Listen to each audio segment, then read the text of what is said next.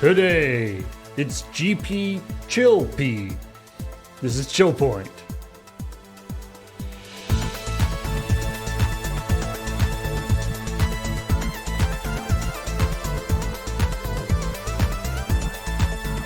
What up? Yeah. Yeah. Heather and Beej are out of town today, Yep. and therefore I am joined by Graham, It's me. Hello. famous for being a host of ChillPoint, There was a little known show. small indie show. A little show that, for those of you who are big ChillPoint fans, might have seen a couple episodes of. There have been some subtle references to Yeah. ChillPoint over the years of ChillPoint. Yeah. There was like a month there earlier this year where Beej and Heather were away. And I was like, and Paul was putting together like who's going to sit in with me Yeah. for ChillPoint while Beej and Heather are away. And I was like, oh yeah, I will definitely do some of those at least. And then every effing week, I was like, how about this week? there was something that came up, sometimes at the last second, where it was like, I can't do ChillPoint. But I'm here now. All right. Now you are here, Yeah. and yet ChillPoint is, I believe, technically here, It's live now, but it just went live. as In of fact, moments ago. we filmed it this morning, or this early afternoon, and Graham edited it, and it just went live. So we're not unlike some teachers you may have had in university. We don't expect you to have done the homework Yes. for something that wasn't actually ready to give you. Yeah, you don't need to have done the reading Yeah. for this session. But let's talk. Actually, I should say before we get going, this is ChillPoint, Ah, yes. which is a show in which we talk about the week's video game news, as well as the most recent episode of ChillPoint. Also, we send the tweet that says that we're live. That's something else that we do on ChillPoint. Which you've just done. Magic. That is something that definitely happens before we go live. Anyway, so what we'll talk about. So we'll go through some of the stuff that is in the episode of ChillPoint, even though we haven't talked about it. You haven't actually seen it yet, probably, unless you're watching it in another window. In which case, good on you for your audio processing. Exactly. Yeah. So we talked about we're Splitgate 2. Which, unfortunately, I mean, we talk about this sometimes on ChillPoint, that like most of the time you don't want to be like repeatedly featured in ChillPoint. Correct. That generally means something's up. Yeah, occasionally, games will show up on ChillPoint because of positive things, but generally speaking, especially in the case of like a game that was basically not on anybody's radar, Yeah. at least not on my radar, I guess I'll say. Yeah. Usually the reason why you have suddenly come to prominence is not a positive thing. Sorry, I appreciate this from Ard Collider. You don't want to grow up to be the POV guy in a Ben Folds song of video games journalism. Right. Yeah, Okay. exactly. So anyway, Splitgate 2, previously we talked about, or they were on the Summer Game Fest. The guy wore a Make FPS Great Again hat or whatever. Yeah. Which was he was like, I want to spread some controversy, which, mission accomplished. Great. Good job, I guess. Possibly was not the kind of controversy he wanted to spread. Also, but like, other than the things, the hat, he also like was sort of bad mouthing other games. The current stuff. state of first person shooters. Yeah. And also, and then sort of, He's like, I liked first person shooters from before, but not the ones that are actively being made by my peers in this room. So we've made it cool. Yeah, and then also released this shooter which they have now said, admittedly, was maybe not quite fully baked. Did you know that you could unlaunch a video game? Yeah, which I did I was like looking for pictures to represent unlaunch, and the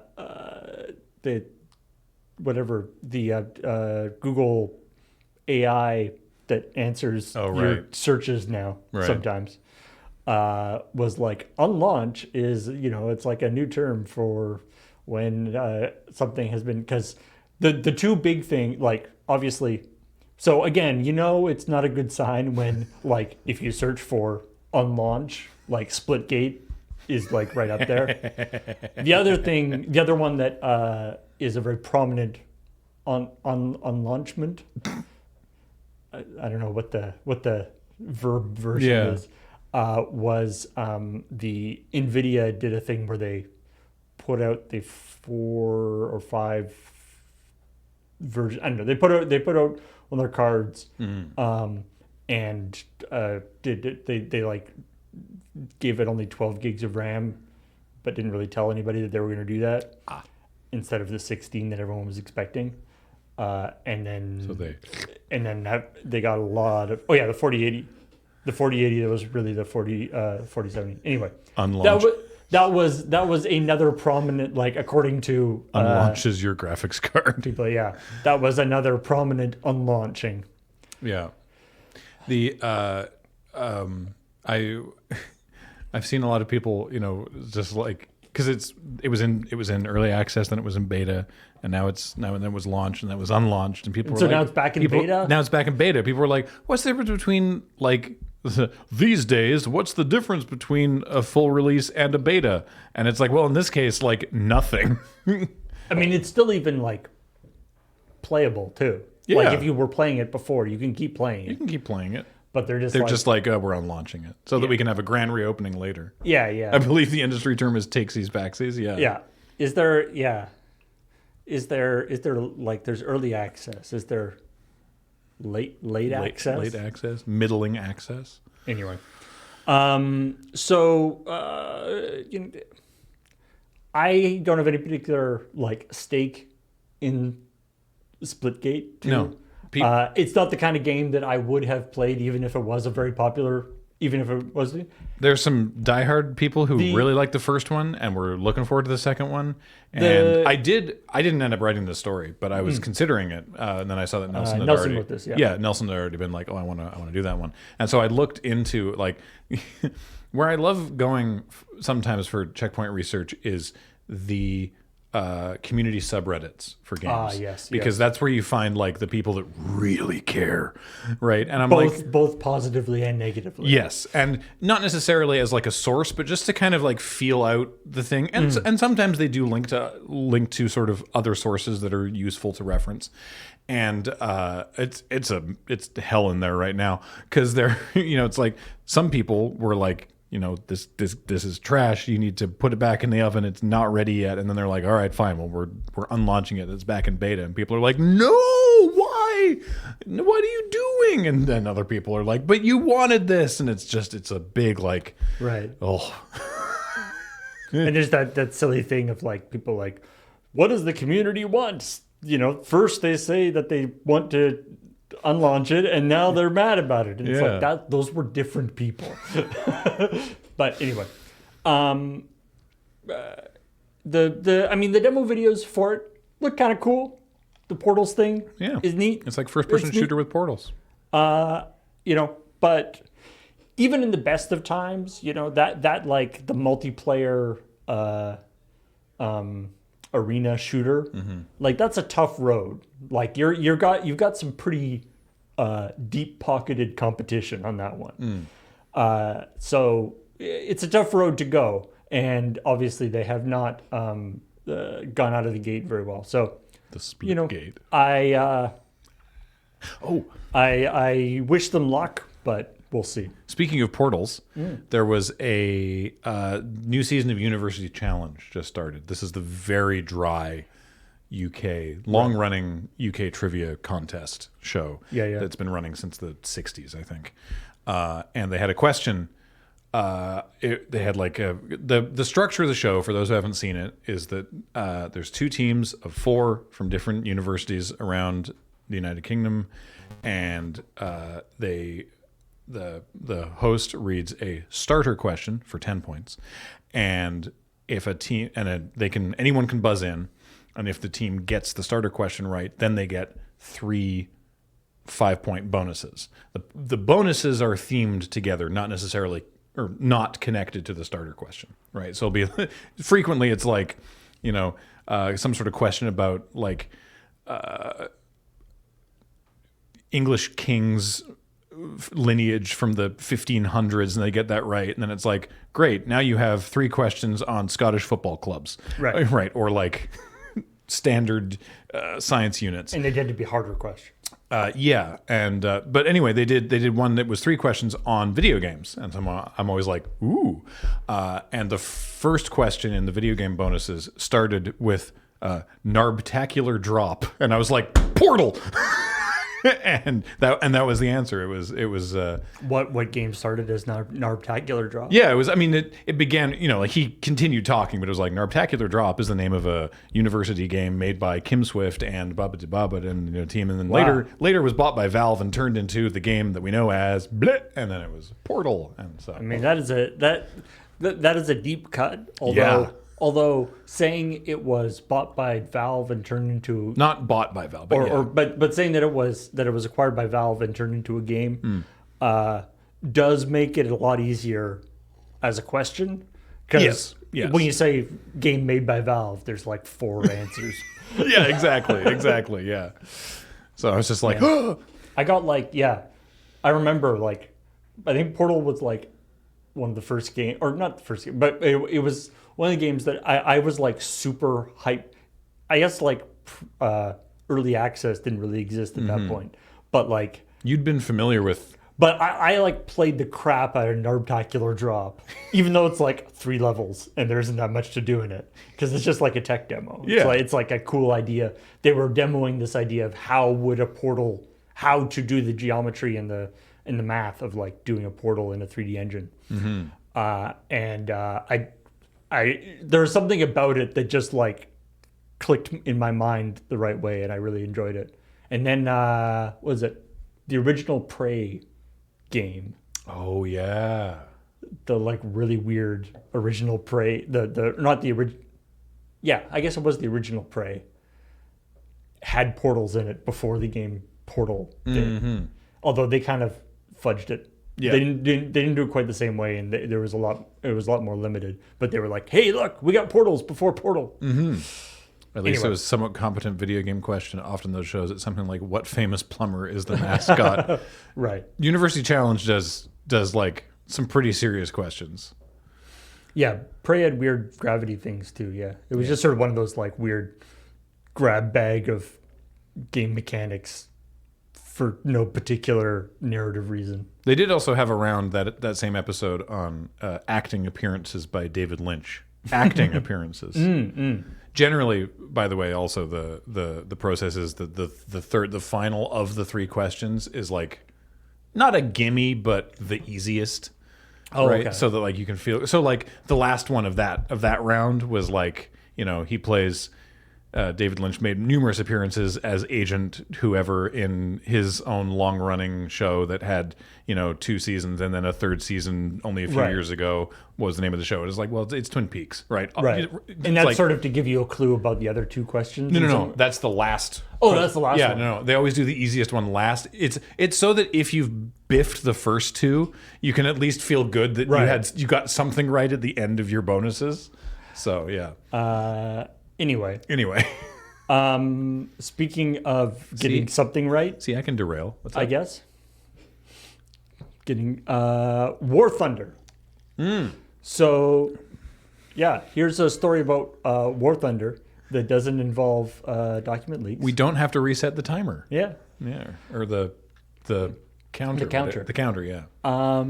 It is very weird, though. This is one of those, like, weird. I don't understand how this works. This is one of those like Mad Lib sentences where it's just like this did this, did this. And you're like, sure, those words could all go together. War Thunder publisher Gaijin Entertainment buys Fortnite map. Yeah. Not, yeah. Buys like a fan-made Fortnite map. Yeah. And so for like we don't know, for whatever reason, the press release and like all the reporting around it doesn't actually have the value. It's just Millions of dollars. Multi-millions of dollars. Yeah. They bought a map called The Pit, which appears to be not that complicated a map. It appears to be just like a pit arena with like, it's got like an upper level with like a bunch of guns and stuff. Oh. And then there's like a big pit that's empty. And you like drop down there, and because it's Fortnite, you can like build stuff. Yeah. But it's very popular. But it's just like a fun game mode. Yeah. Why? To the extent that it's like people playing that game mode is more popular than some of the like official Fortnite game modes. Yeah. And they're doing that because Fortnite has a revenue sharing thing, right? Which I actually didn't know about. I knew that Roblox had this, but it's comparatively recent for Fortnite. So it's one of those things where it's complicated. It's basically like you get a cut. You get a cut of the revenue based on the number the playtime people are playing your map. Yeah. You get a cut of how much revenue Fortnite as a whole is bringing in via season passes and microtransactions and all this kind of stuff. After, of course, Epic takes a big chunk for the administration. 60%, by the way. Epic, who's like, everybody's got to be, everybody's app stores takes too big a percentage.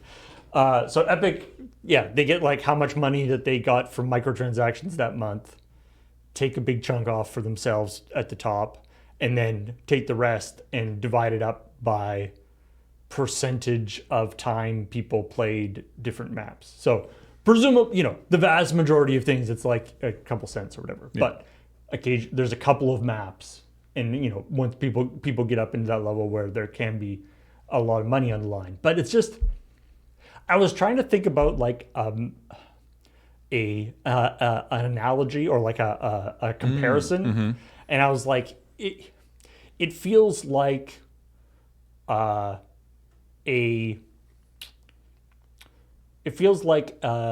somebody who a company that produces like television shows. Yeah. Like Paramount or something. Buying. Boo hiss. Right, of course. Yeah, boo hiss. But it feels like them like buying, not even buying like one episode of a YouTube series. Yeah, a fan-made YouTube series of somebody else's IP. Because that YouTube series is getting a lot of like YouTube hits, and so they're like, oh, we're going to make so much money on the YouTube ad revenue on this. Yeah. It's just like, I don't know, it feels so weird to me. It's like this company that is ostensibly making money on their own video game is like, we're going to try and sneak in and get some percentage of the ad revenue that like enough players play The Pit. Yeah. That the people who made The Pit make enough money that Gaijin Entertainment felt it was worth them spending millions of dollars. Probably not more than 10, right? Like we assume it's like low millions. Right. I hope, I guess, I don't care. To own that map so that they now make the revenue from Fortnite. While I was looking into the story as well, the game Only Up, right? On Steam, where you go up. Right. I heard about this. Yeah. So Only Up, very popular on Steam, did very well. It's sort of one of these like frustration climbers. Yeah, is exactly. Kind of the genre. Yeah, right? you try to jump up, but if you fall, you fall way down. But it's all 3D, so it's not. Yeah, it's a rage game. Yeah. Somebody made a version of Only Up in the Unreal Engine Fortnite tools, just using random assets from Fortnite assembled into But it's a thing. Almost identical. Yeah. And they made tons of money because like at its peak, the Fortnite map of Only Up was not only more popular with more concurrent players than the original game made by, again, different people, but it was actually, according to the article I was reading, it was like more concurrent players than like the number 7 highest game on Steam at the time. Yeah. It's just it's the size of the Fortnite audience. Yeah. I feel kind of bad for I feel bad for the developer of Only Up.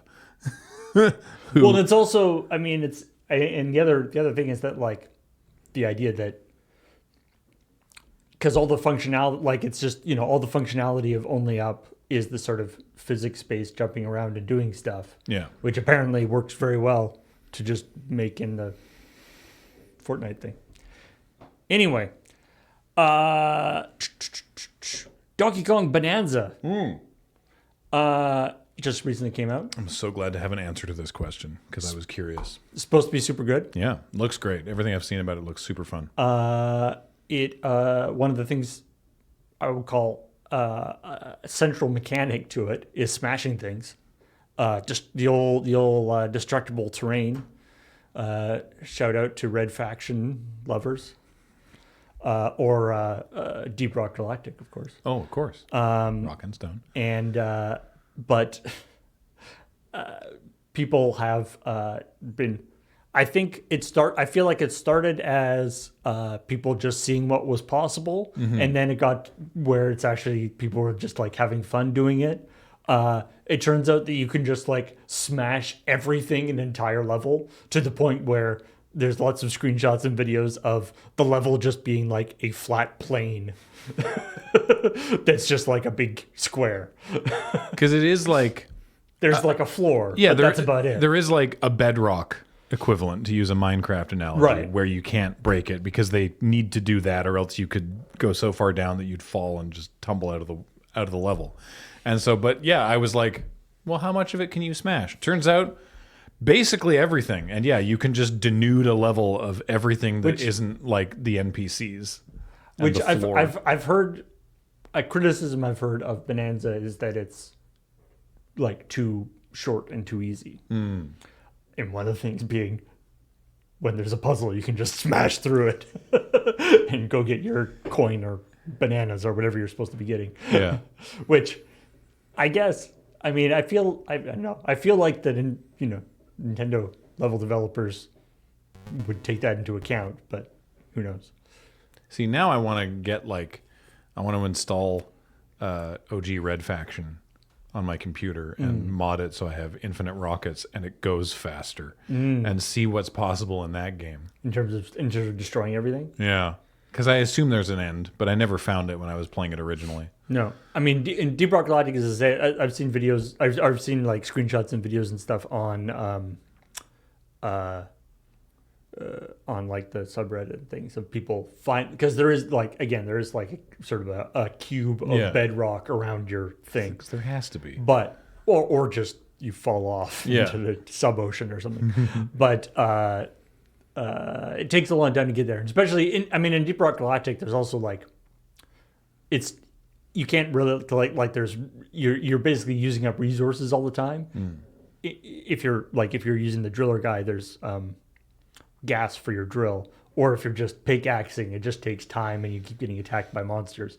So eventually you're going to like run out of resources. So I don't know if anybody is like and the levels in Deep Rock Galactic are really big. Yeah. Like I don't know if anybody's like cleaned the level completely, but I've seen people like do deep holes.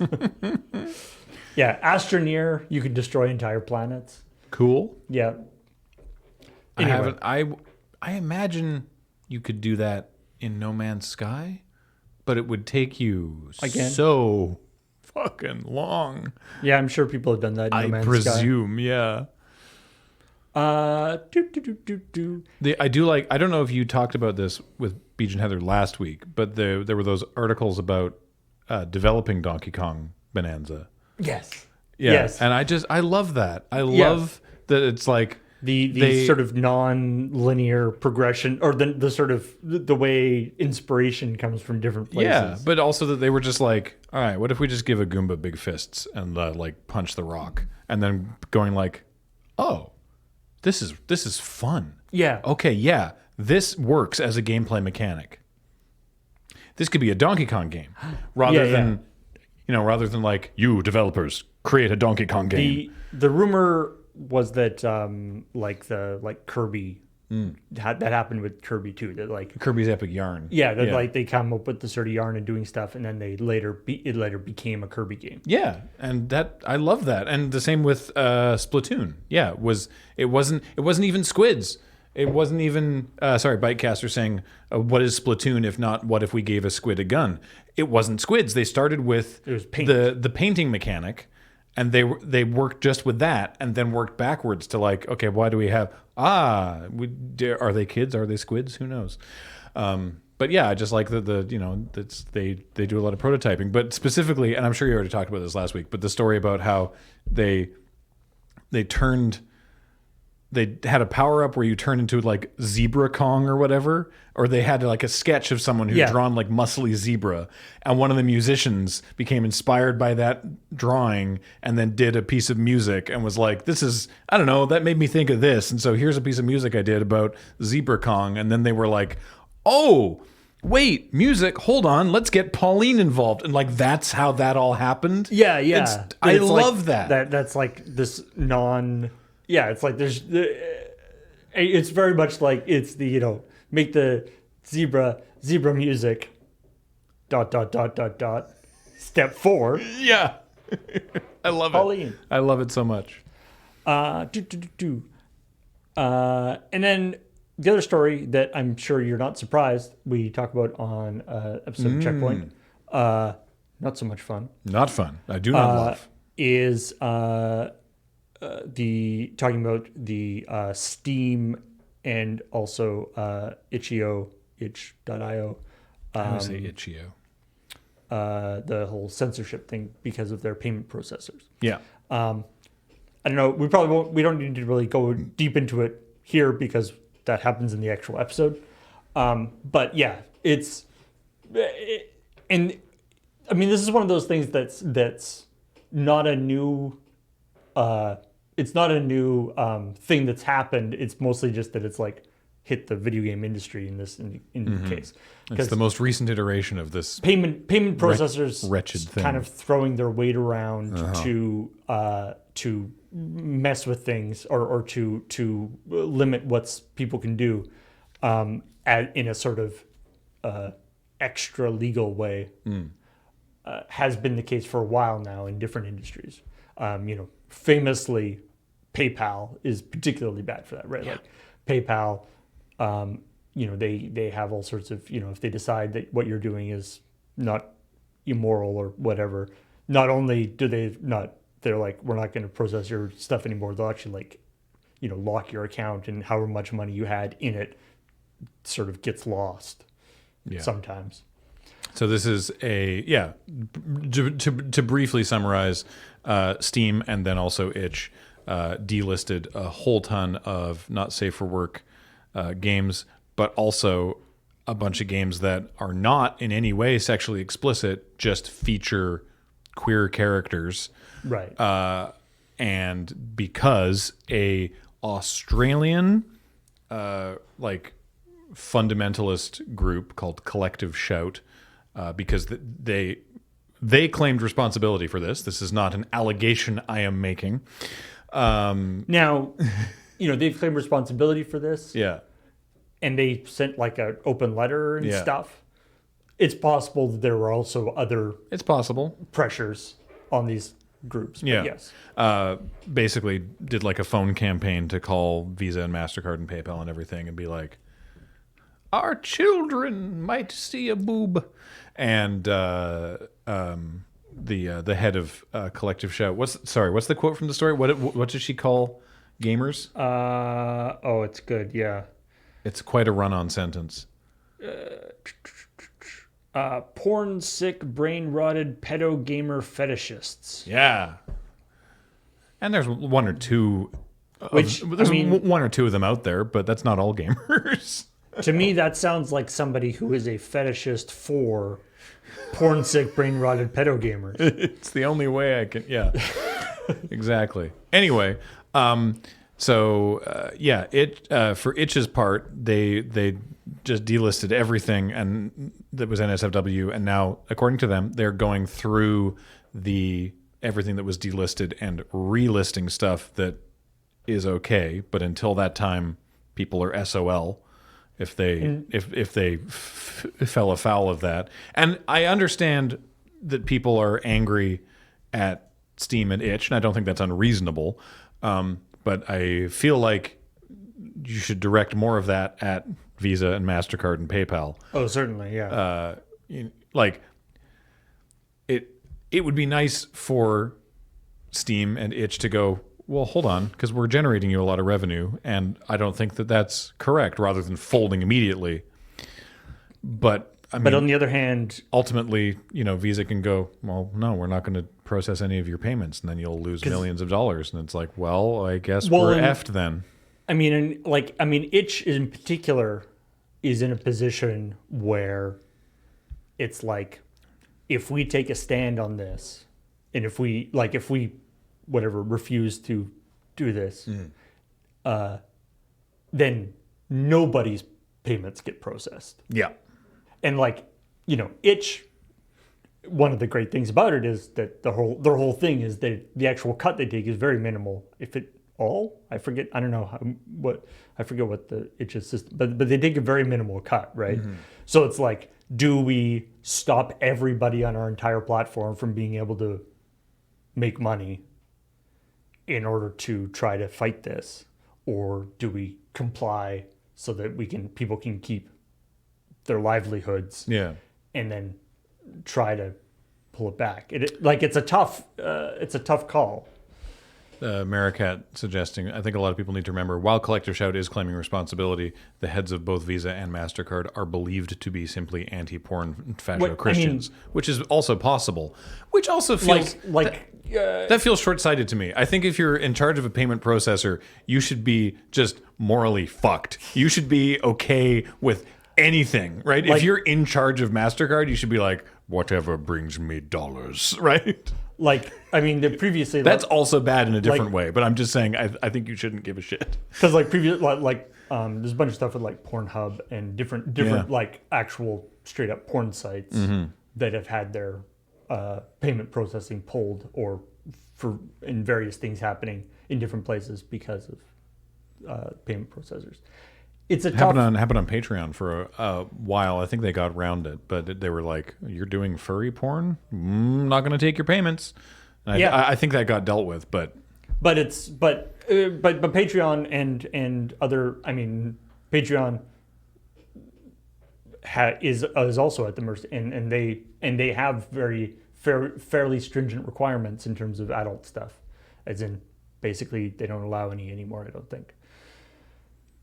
It's a tough deal. And is that why OnlyFans had a very obviously failing no more porn stance for a few days? It wasn't no more porn, but I did start to see... I saw pre-roll ads. I've seen so many OnlyFans ads that talk about everything that you can do with OnlyFans, other than the thing that everyone is doing with OnlyFans. They're like, hey, check out my cooking. I saw a pre-roll ad on, I think it was YouTube. Maybe it wasn't YouTube, but I saw a pre-roll ad somewhere where you shouldn't be seeing an OnlyFans ad, because it was like, hey, I'm doing a cooking show. I'm just like a lifestyle vlogger making internet content. Come on over, follow me on OnlyFans.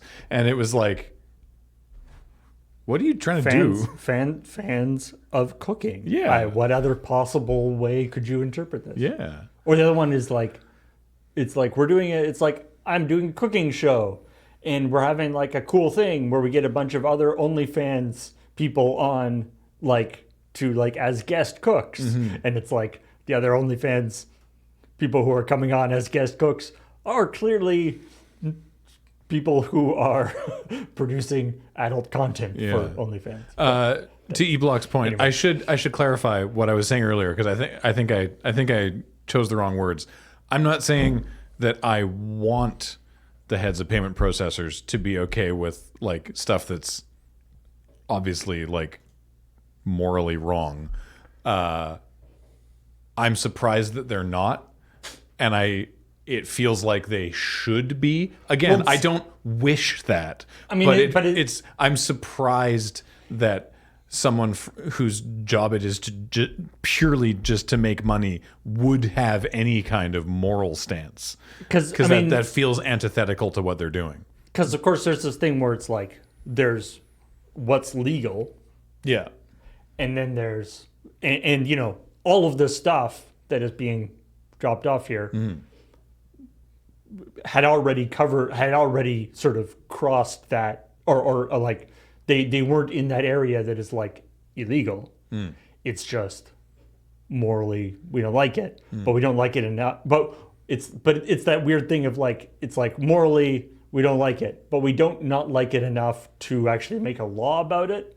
We just want to we're just deciding to make it really difficult for those people to have to make a living doing it, which seems like kind of a cowardly way of doing it. Yeah. Like rather than sort of explicitly saying this is not allowed. Yeah. And it does sound like that what Itch did was basically like flip a giant lever, and then they're according to them going to be flipping back on all the levers except the stuff that actually is illegal. Like AI porn of a real person, right?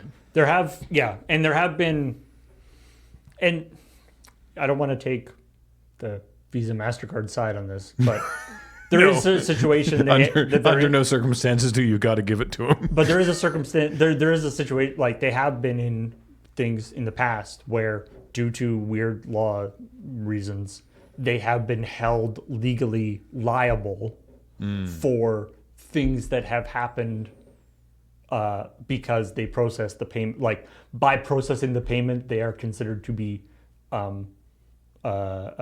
enabling the activity. That's silly. And so and as a big company, they are, they don't like that. They don't like being liable for things. And then also, this whole system is messed up. And then also, I mean, it's tough to say, but from a purely pragmatic point of view, because people have tried to make like other payment processors that are like explicitly like sex worker friendly or something. Yeah. And purely from a pragmatic point of view, that industry has much, much higher rates of fraud and chargebacks. That's true. That's just how it is because of reasons that you can probably guess. Yeah.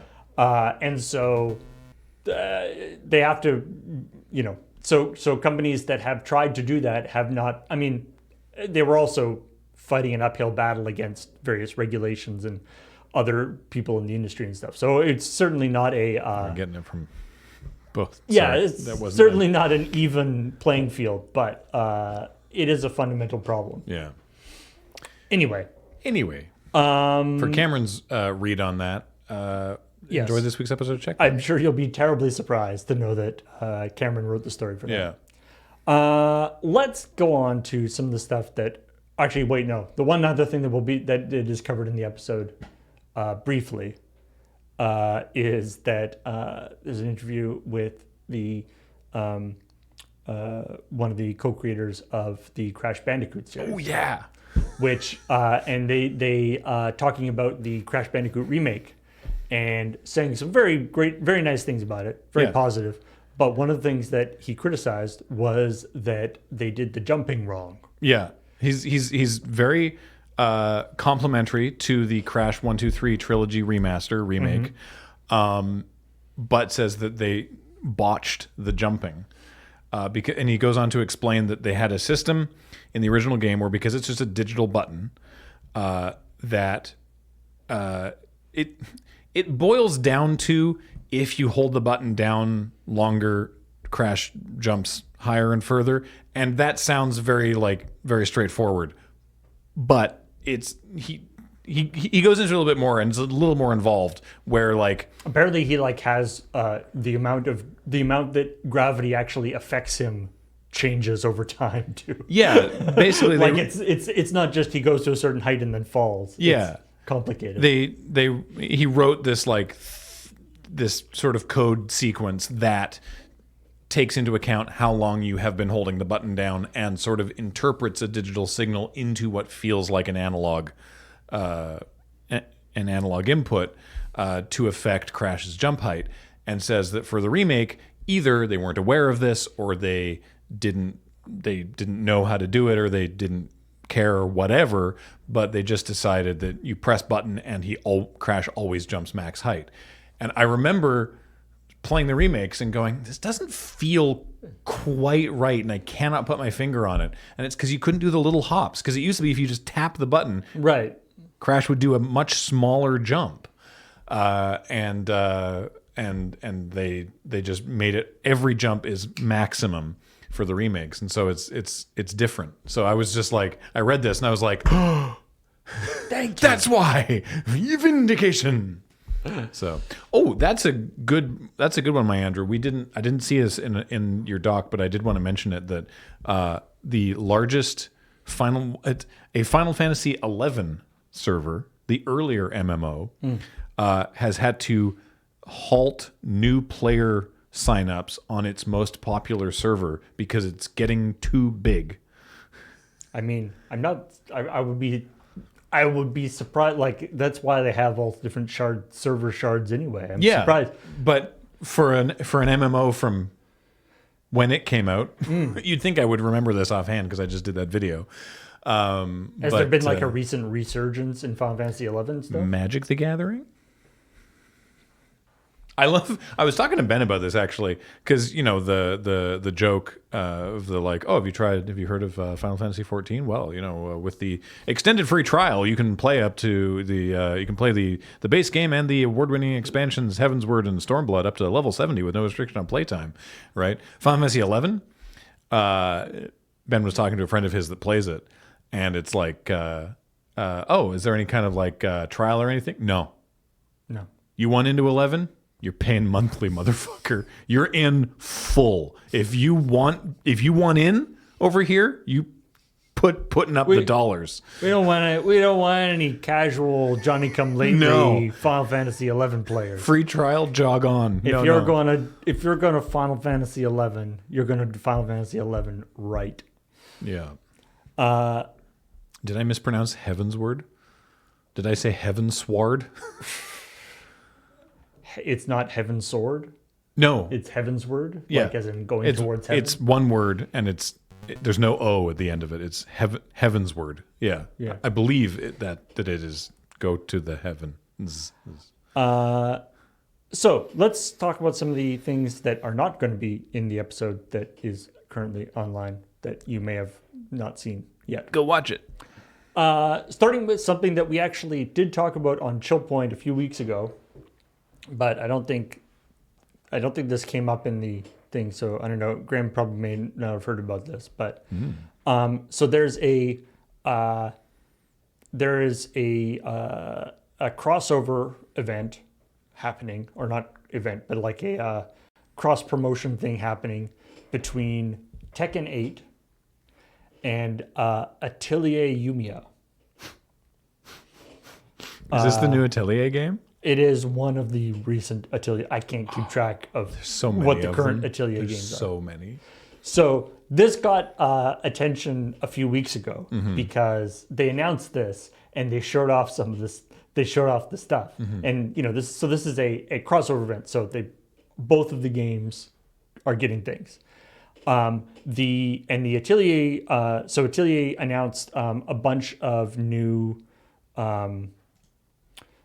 So there are a bunch of new quests, a Reina costume for Yumiya. Reina's very character.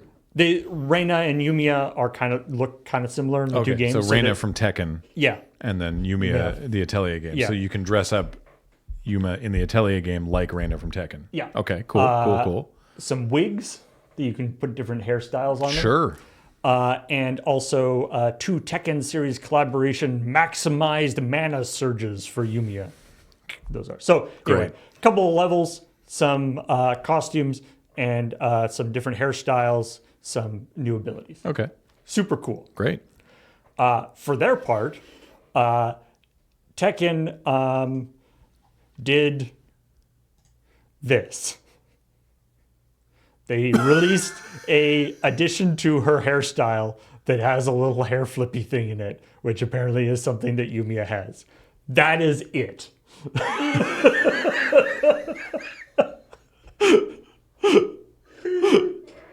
Wow.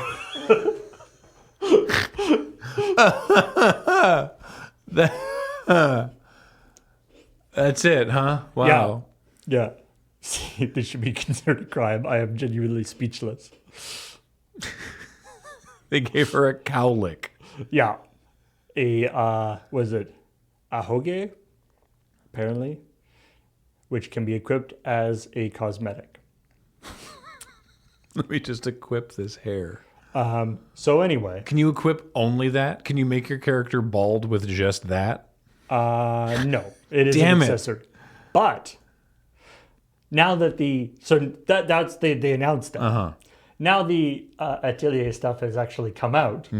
And you were saying about the hairstyle. Well, there is the wigs that they have for the people. They have now. So you can get. So this is the outfit to make her look like there. And then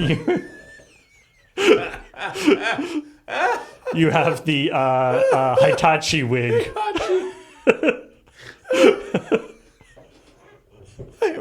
I was not ready Even for Heihachi. even if it was like they're both just doing one wig, Atelier won hands down. Yeah, absolutely. But Atelier also did a bunch of other stuff. That's really funny. I mean, no, she's actually wearing like the same costume. Yeah. She's wearing Reina's costume. Reina's costume. So they did like a full costume and stuff as well. And the Heihachi wig complete with bald cap. Yeah.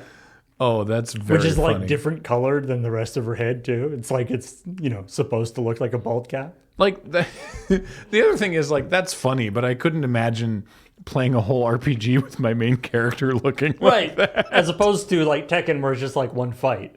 Yeah. But anyway, yeah, the people are like, this has got to, the Tekken one was just like, come on, fuck, guys. that's really funny. Boop, boop, boop. Sony loves the environment. Oh, right. I believe that. Yeah. And so in order to save the environment, Sony is testing a new power saving mode for the PlayStation 5. They are going to push out a new update to PlayStation, to PS5s that will have an option to permit games to run with lower power consumption. The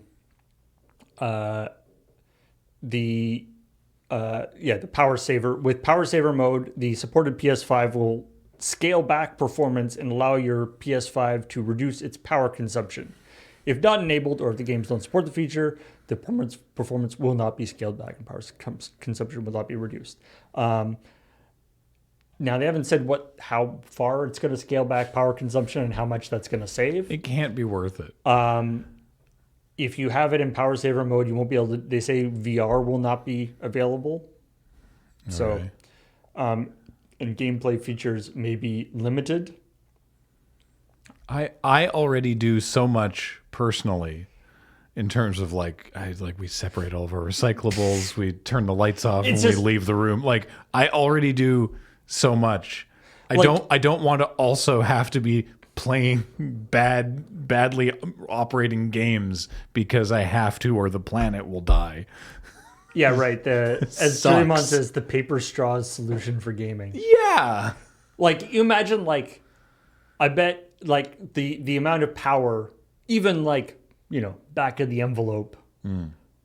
If you just if they figure, if they have an estimate of how many people might adopt this, or if they turn it on automatically or something, how much power it could theoretically save versus how much power, say, one of, I'm sure, many of like Sony's, giant server farms where they're doing fucking AI shit, which I'm sure they're using a ton of. Like, it's one of those things like, where they talk about it's like some ridiculous percentage of like ocean pollution is caused by something like half a dozen or a dozen like ridiculously huge tankers that are just like running on horrible diesel, but are very, very cheap and effective to transport huge amounts of stuff across the ocean. Or like, or like a plane, like one plane uses so much more fuel and like power than, hundreds of people. But it's just like trying to do nickel and diming where counterproductive. Here's me going off my old man rant about paper straws because they suck. I go to our coffee shop, our local coffee shop. I get an iced drink because it's the summer and it's hot. It comes in plastic cup, but they only have paper straws. Yeah. Which, because of how long it takes me to drink one of these, will get soggy and shitty before I'm done. So what I've taken to doing just take the top off. Is not even, well, they don't put the lids on. Oh. So I am further saving by not using a lid, and I just drink out of it like a cup. And you know what? It works great. Yeah, it also claims to be recyclable when I do that when able. Yeah. Anyway, it's one of these things where, so what I like about this story is there's a rumor, or not a rumor, but like the slight conspiracy theory aspect of this is that Sony is like, how low can we clock a PS5?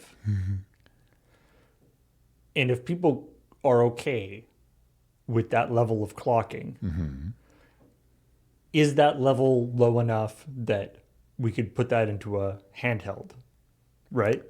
Oh, that's a hell of a conspiracy theory.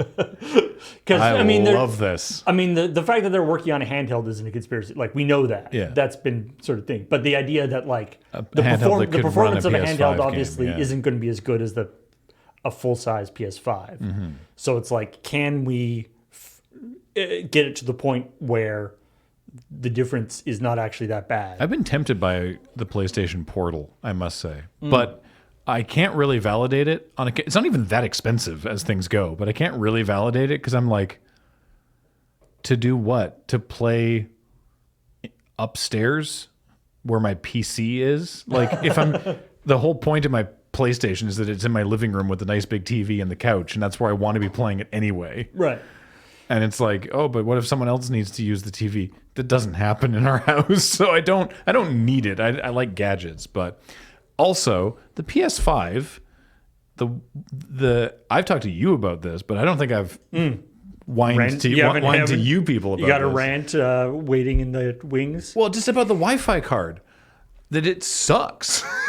So, Night Rain comes out. I'm playing a bunch of Night Rain on PS5, having a great time. Then the Switch 2 launches. Get the Switch 2. Because of the way that the cords are, it would take too long to rewire the whole thing. It makes more sense to put the Switch 2 on this side of the television, right beside the PS5, than where the Switch was, which was on the far side of the television. Now I'm dropping Night Rain connection constantly. Like, can't even like load the round table. Like, just continuously looping back and failing. And I'm like, what the hell is wrong with this? I get like basically tinfoil hat theory in my head, and I'm like, I take the Switch 2 and I put it on the other side of the room, and then the PS5 is like, oh, great, works fine now. And I'm like, why? Why is what? And I find a Reddit thread. Did you send me this? Someone, maybe it was Andrew. Someone was like, maybe this, and it's like a Reddit thread from like 5 or 6 years ago or something that talks about like having the HDMI cord coming out the back of the PS5 as like making sure it doesn't touch other stuff, because apparently just like the Wi-Fi card in the PS5, it's like somehow electrically grounded to the HDMI. apparently just the Wi-Fi card in the PS5 sucks, and because of the way that my house is, I cannot run a cable to it.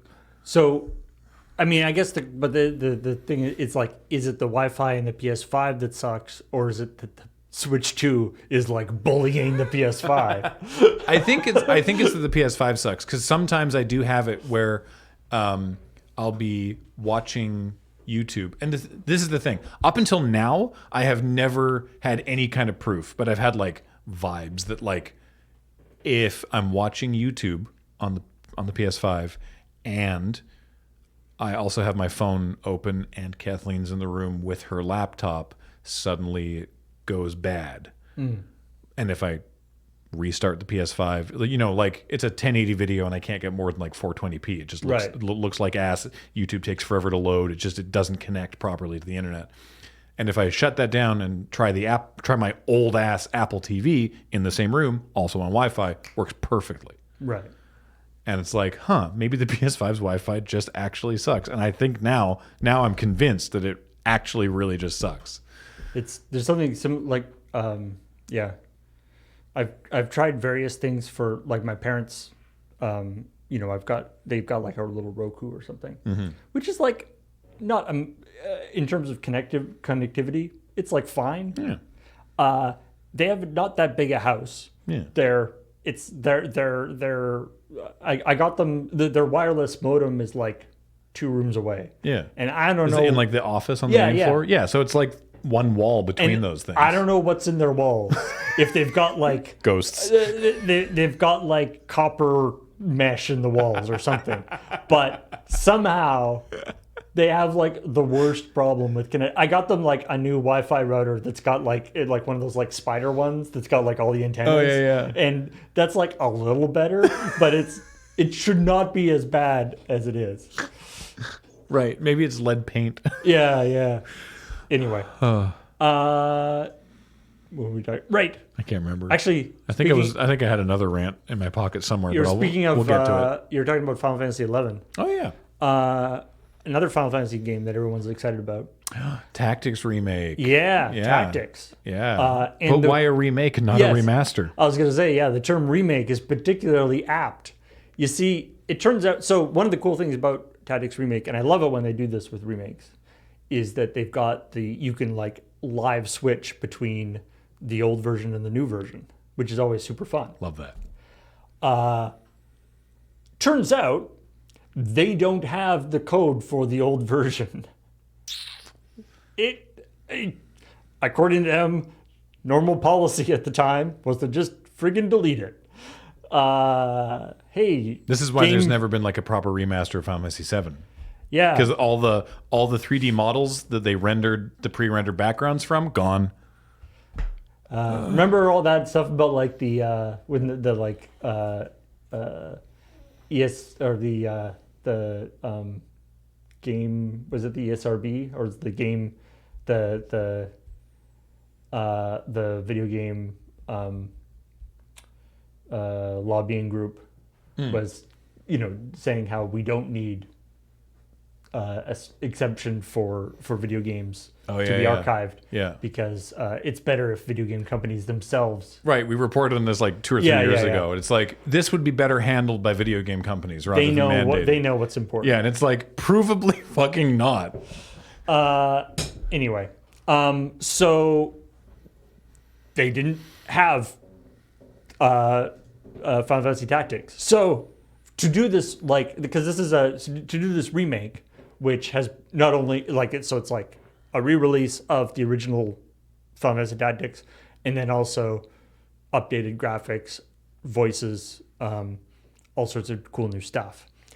They first just made Final Fantasy, like the original Final Fantasy Tactics. So they just the first thing they did was just remake Final Fantasy Tactics as close to the original Final Fantasy Tactics as they could. Wow. And so that's the you can switch into old Final Fantasy Tactics. And then once they did that, then they took that and basically used that so they could remaster it into Damn. thing. So It's I mean, like the Oblivion remaster, where it's all the original whatever Bethesda's engine is. It's all that doing the code and the gameplay and everything, but with the Unreal graphical wrapper on top of it. yeah. Except that first they had to recode original PS1 tactics, then they can make it look. And they were like, we were thinking about, like, theoretically, instead when it's, they could have had it so, like, when it switches to the old version, it was like they could have had like an emulator to actually, because of course they've got like the ROM, They've got like working copies, the yeah. compiled version of it, right? They just don't have the assets. So like they could do that, but then they'd be stuck, like they'd be stuck with exactly what it was, and they wanted to add like games. You know, they added some like ease of use stuff, like freeze game states and more save files and some new dialogue, some fixed dialogue and that kind of stuff. Anyway, I just thought that was wild. Good. Speaking of things that are changing, Scottish. So the developer of Silent Hill Townfall, it's the new Silent Hill game that's coming out. It's different than Silent Hill. Yeah. There's like a Silent Hill in Japan game called Silent Hill. No. It's Silent Town. I think it's just an F. Townfall, I think, got previewed at Summer Game Fest, but okay, new Silent Hill game coming out. They also did an Observation. I don't know if you've seen it. It's like a super cool kind of horror first person game. Also, a game called Stories Untold, which I think I played on stream. It's quite an interesting one. Anyway, they're a Scottish game developer. Their name is No Code. That's the name. They're changing their name. Yes, Code. Their name is now Screened Burn, which name. aims to capture the ghost of an image burned into an old CRT screen. It's a good name. I like Screen Burn. That's good. But the reason why, this is a very small story, but the reason why I marked this is just this quote from John McKellen, the founder and creative director. "We are not who we were in 2015. We've grown. We've changed. For a start, we have coders now." So we needed a name that reflects what's always been in the heart of the games themselves. So, because I mean, like on some of their earlier games, the Stories Untold and Observation is like more of a, they probably had like an off-the-shelf engine that they just sort of customized and made assets for, kind of like the Fortnite stuff. Whereas now they want to do stuff, but it's like, maybe we shouldn't call ourselves No Code if we have coders. How many people are working on Silent Hill now? Way to code, No Code. Because like Bloober Team made the Silent Hill 2 remaster, and that worked out way better than people like me thought that it would. Then there's Townfall. Then there's that horrendous online live narrative thing. According to Google, Silent Hill Townfall, Silent Hill Ascension, Silent Hill That one looks cool as hell. Also a new mainline Silent Hill game, details of which are currently scarce. But that's not Townfall. Apparently not. Okay. And a full remake of Silent Hill 2. Yes, well, we have that already. That came out. The Silent Hill 2 remake came out. I'm sorry. According to this AI summary, that is still an upcoming game. Who are you going to believe? Your own eyes or this AI summary? Literally, when I use Google, I try to use DuckDuckGo. At least that's what I have my phone set to. When I use Google, I literally start reading halfway down the page. I just skip that because it's sometimes just wrong. Yeah. Yeah. Okay. Interesting. Anyway. Yeah, the trailer for Silent Hill F looks. It looks a lot like Fatal Frame, but it looks very cool. So, Ascension was the show one. Yeah, that was bad. Right. All right. Now, this episode of ChillPoint is actually, we're going to have to cut it a little short because if you've noticed on the schedule, Friday Night Paper Fight is early this week because early start time because we're drafting. We're doing an 8-player draft of the Edge of whatever. Eternities. Eternities. Yes. The edge of whatever we're at the edge of. So there's just a couple little stories talking about Pokemon ZA, however you're supposed to say it, Z2A. Oh, it's Z-A, right? Yeah, yeah. Okay. So Pokemon, is it Z Alpha? Is it an alpha or an A? It looks like an A. Any knowers? All right. So they've been teasing stuff for it. Comes out in October. Should be super cool. One of the things that they're bringing back in it is the Mega Evolutions, which I'm totally in favor of. Gotta say, terrestrialized, 90% of them look stupid. It's an interesting idea to like change their type. Yeah. They look really dumb. Let's wear a big hat.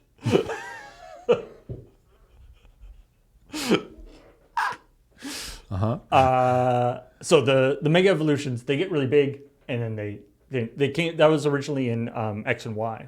Was the Mega Evolutions? Right. Was that the first one that had like the weirdo evolutions? Because then since then there's been like the Dynamaxing and the Terrastalizing and the. I don't know. I don't know. I don't know which one. I haven't kept. The Dynamaxing was a mixed bag because I watched Penelope play through Sword and Shield, and it's like some of them were really cool, like the Snorlax that had like trees growing on him, or there was different one, but that was like there was like maybe 12 of them that had like cool Dynamax versions, and the others were just big. Yeah. Anyway, you were saying. So they're bringing back the Mega Evolutions, and in keeping with the standard Pokemon thing, there's lore for the Mega Evolution. So it's, the regular lore. And in keeping with Pokemon stuff, the lore is kind of bonkers. I was going to say, they really went out of their way to explain Dynamaxing in universe. Yeah. In Sword and Shield, and it was stupid. One of the new things, or one of the ones that they just announced is the Dragonite, Mega Dragonite, who for some reason has wings coming out of his head. Wings on head? Wings on head. Fake unless wings on head. He looks like a fun type of guy. He's dragon / fun type. Not huge, only 7'3". Oh well. But pretty big. But the description is the part that people are concerned about. For Mega Dragonite, ending a Pokemon match quickly is an act of kindness towards its opponent. Its kind-hearted nature gets amplified when it Mega Evolves, and it launches powerful attacks at its opponent with a smile. I love the fact that so many Pokedex entries seem like they're written by psychopaths. Or that the giant is just like, because I care for you so much, I will end this quickly. I will kill you fast to ease your suffering. Bam! Wow. And if there's anything worse than being beaten up by a flying dragon, it's beaten up by a flying dragon that's like smiling while it's doing it.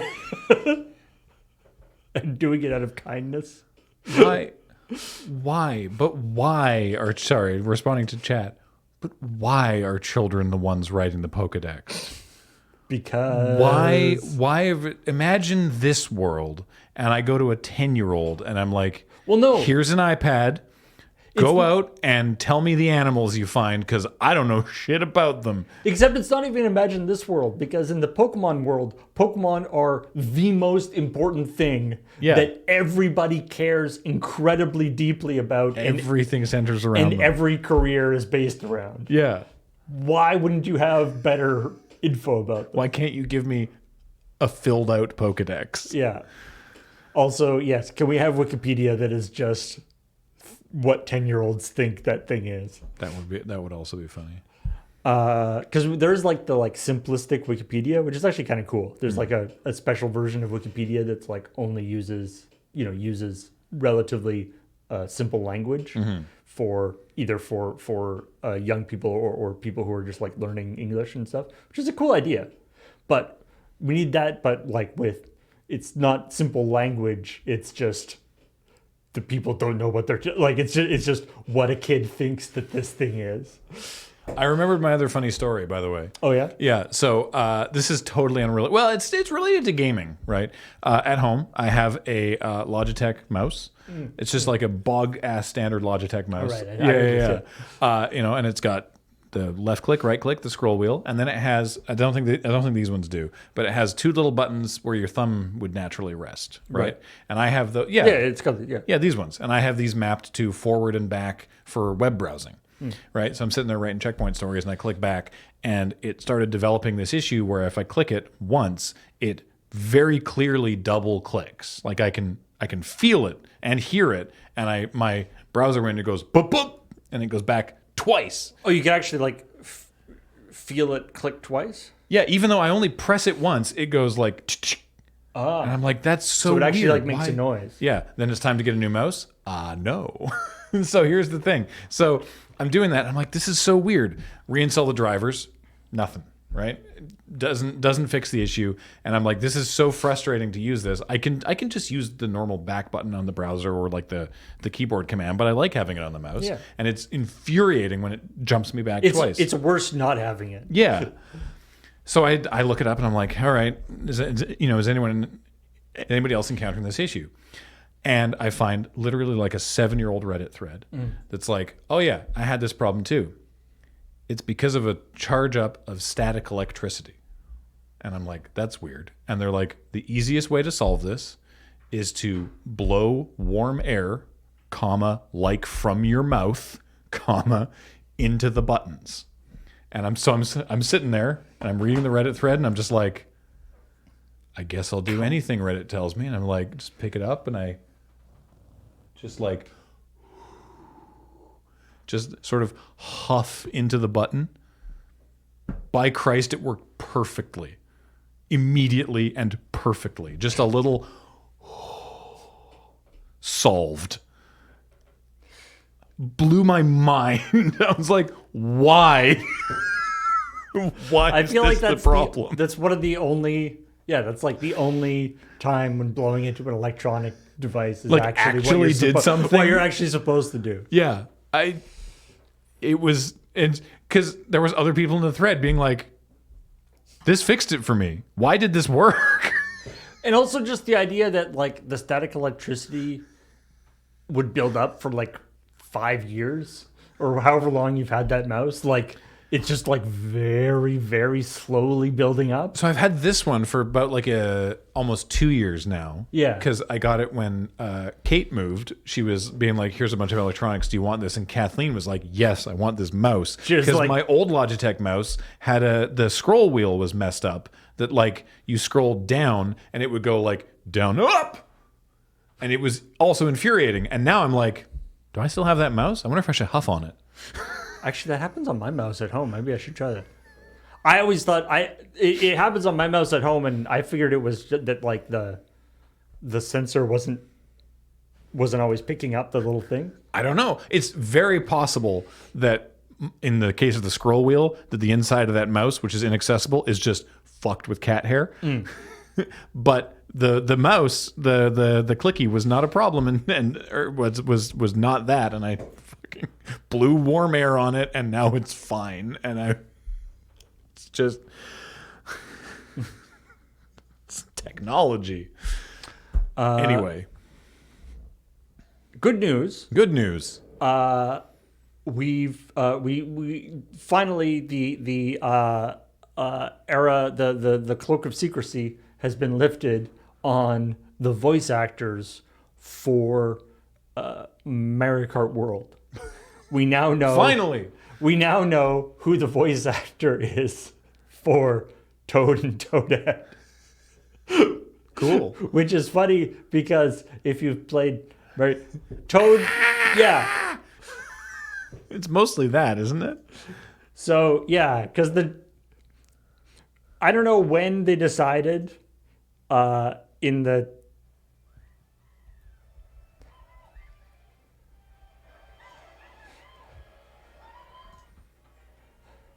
I just want to see the recording session. where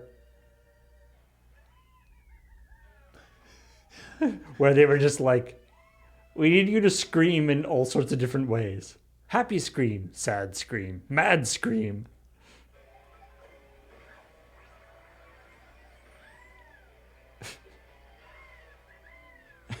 I can't get over. Anyway, So in Tears of the Kingdom, for example, that era of Zelda games, there's very little dialogue. There's dialogue in the memories, but like there's no dialogue in game. It's all what voice acting calls efforts, right? But like you're walking around Gerudo Town and it's just nonstop like yeah. like it gets very it's if you're only listening to it, you're like, what are you doing over there? I don't know if in the in canon, because of course Zelda talks all the time in flashbacks, Yeah. cutscenes, Yeah, in different things, but Link never does. I don't know if it's that he doesn't talk in canon, or if it's just that he doesn't happen to talk in those scenes, or whether he's actually mute. He's not mute because he does do like, ha, hoyo, ah. Yeah, like right. he has a voice, he can vocalize, but I don't know. You can know because you respond in dialogue. You That's have like true. pop-ups when You it's do like respond. you have like options that you can pick, but he just doesn't say anything. He doesn't say it though. Yeah, but people act like he has, so I guess he talks. You so just I don't guess hear you it. spoke at some point. Yeah. I love one of the random things I love about especially the like Skyward Sword or not Skyward Sword, Breath of the Wild. Breath of the Wild, Tears of the Kingdom. and Tears of the Kingdom, is there's like this, and again because Link doesn't talk and everything is and things are like in flashbacks and stuff, and it's not necessarily like explicitly shown anywhere, but you see in the flashbacks and stuff that like Link is an incredible badass. Yeah. Like there's one of those just like random flashbacks it's just showing, Zelda's sad and Link's with her and stuff after they've had a big fight. And you can see in the background there's like a pile of enemies, including like a bunch of like the highest level Leonin, like the hardest guy enemies in the game. Yeah. And Link is totally like unhurt and totally fine. Yeah. He's just Like this idea that it's like in in Game of Thrones where there's like Cersei and she's got like the Mountain who's just like this like silent killer machine. yeah. That's just like Zelda is like all nice to everybody, and she travels around with this guy who's like the greatest, most dangerous sword fighter anybody has ever seen, and has a sword that can cut buildings in half. And so it's like you either be nice to Zelda or Link comes back later. That's my favorite detail of Tears of the Kingdom, of because you're not with Zelda, right? Because she gets like warped through time or whatever. Because you're not with her, people don't immediately recognize who Link is, and Right. they will sometimes talk about Link, the amazing legendary swordsman, who couldn't possibly be this idiot. Right. Right. Like the idea that Link is actually like that nobody actually really knows what he looks like. Yeah. When he's not beside Zelda. Yeah. And no one can reconcile in their head the notion that this being could be the idea they have in their head of Zelda's legendary swordsman, and they're just Right. like, "Oh, you're looking for the princess? Why are you looking for the princess?" Yeah, I don't know. I think I saw her over there. Actually, this kind of ties into the story because it's related. Relationships in Nintendo games. Yes. Lies. One of the things that was one of the things that shows up in Legend of Zelda is you in Tears of the Kingdom. You go to Link and Zelda's house, and there is only one bed. Nothing is said about that. Yeah. But Okay. But new lies just dropped. Yeah, but new information. Apparently, it was just like a little like tidbit that popped up in the one of the Like a loading screen or something? loading screen apps or something, right? That apparently, let me get the actual quote here.